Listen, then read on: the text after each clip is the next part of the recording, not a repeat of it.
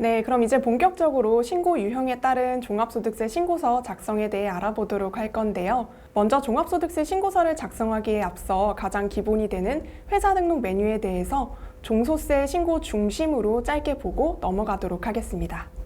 제일 먼저 사업자 등록번호 올바르게 되어 있는지 확인해 보셔야 하고요.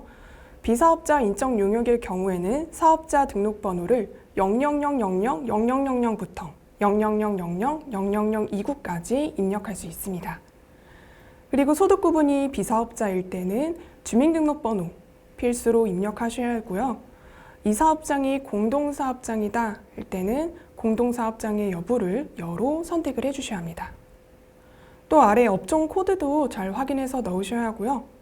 종합소득세 신고는 개인에 대한 신고이다 보니까 대표자 정보도 빠짐없이 잘 입력이 되어 있어야 합니다. 추가사항 탭에서는 중소기업 여부를 어떻게 선택하냐에 따라서 접대비라든지 연구 및 인력개발비 한도 계산에 영향을 미치기 때문에 꼭 올바르게 선택을 해주세요. 회사 등록에 입력이 잘 되어 있다면 다음으로 종합소득세 신고서를 작성하는데요. 먼저 간편장부 대상자 중 단순경비율을 적용해서 신고하는 방법에 대해 보도록 하겠습니다.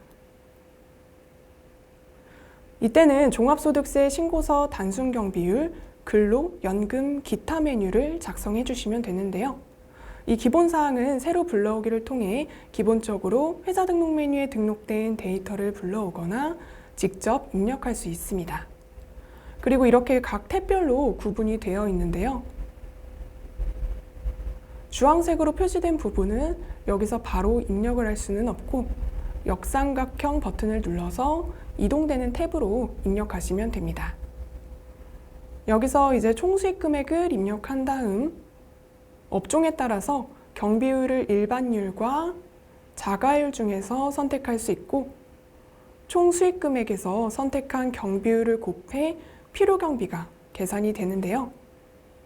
네, 이때 인적용역 제공 사업자는 수익금액 4천만 원까지 일반율을 적용하고 4천만 원을 초과하는 금액은 초과율을 적용하죠. 그래서 이렇게 보험 설계 소득을 5천만 원이라고 입력을 해볼게요.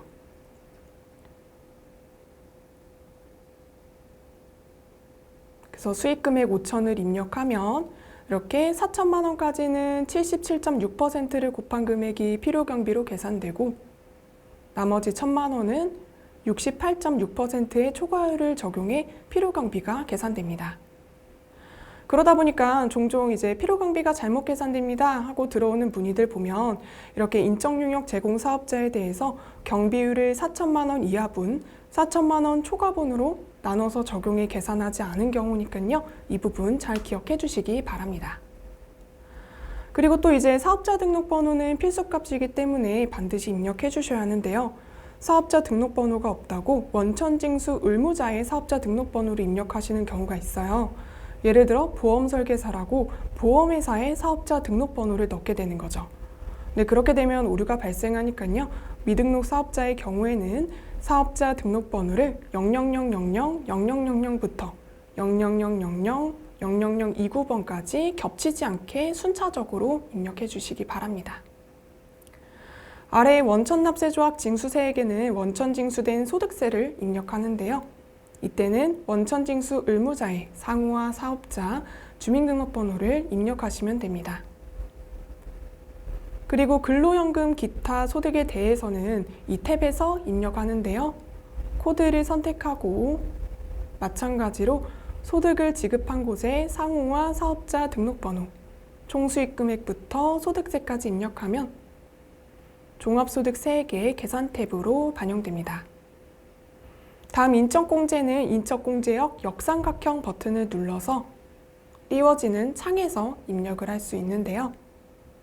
단순경비율 적용 소득만 있는 경우에는 소득공제 신고서를 작성할 필요 없이 이 화면에서 바로 본인 또는 부양가족 내역을 입력할 수 있습니다. 그래서 부양가족 정보를 입력하면 주민등록번호를 기준으로 기본공제와 추가공제, 세액공제가 자동으로 체크되고요. 그 다음 연금보험료 공제부터 청년형 장기집합 투자증권 저축에 대한 내용은 직접 입력합니다.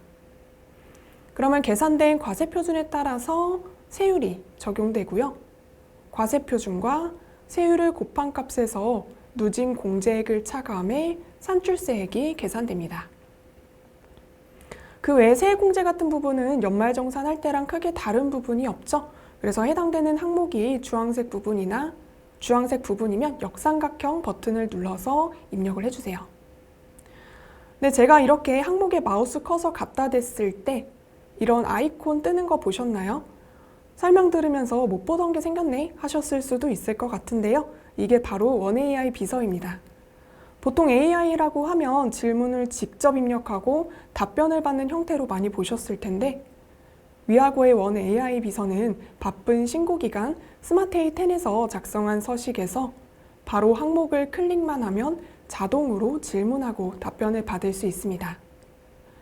그래서 2023년 귀속으로 새롭게 적용되는 고향사랑 기부금 세액공제를 알아봐야 한다면 공제 항목을 클릭하면 이렇게 2023년 귀속 종합소득세 신고서에 고향사랑 기부금 세액공제에 대해서 알려줘 라는 질문이 자동으로 생성되고요.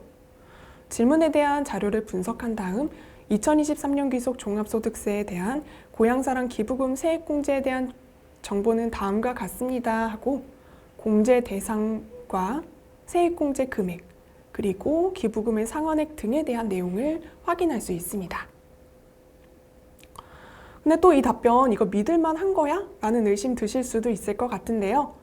이 답변을 참고한 PDF 파일과 페이지가 나와 있어서 직접 확인을 해보실 수도 있습니다.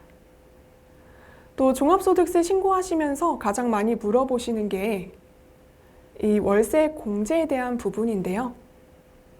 월세액 같은 경우에는 근로소득만 있을 때와 종합소득 금액이 있을 때의 적용 기준이 다르다 보니까 이걸 다 일일이 외우고 있을 순 없었잖아요.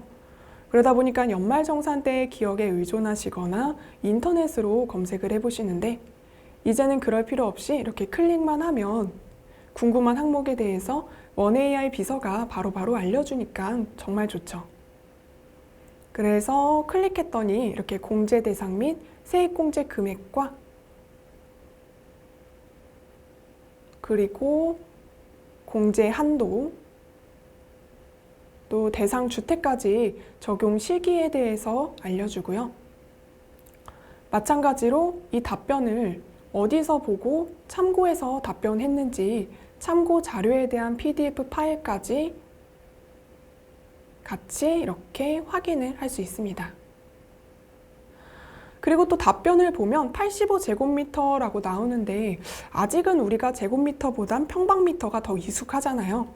그래서 사장님이나 대표님이 평으로 알려주시면 바로 21평은 몇 제곱미터야? 라고 물어볼 수 있고 물어보면 이렇게 1평이 대략 3.3제곱미터로 21평은 약 69제곱미터에 해당한다는 것을 알려줘서 빠른 일처리가 가능합니다. 이렇게 단순경 비율에 대해 작성하는 서식을 알아봤고요. 세액 감면, 세액 공제에 대한 내용을 뒤에서 더 자세하게 말씀드리도록 하겠습니다.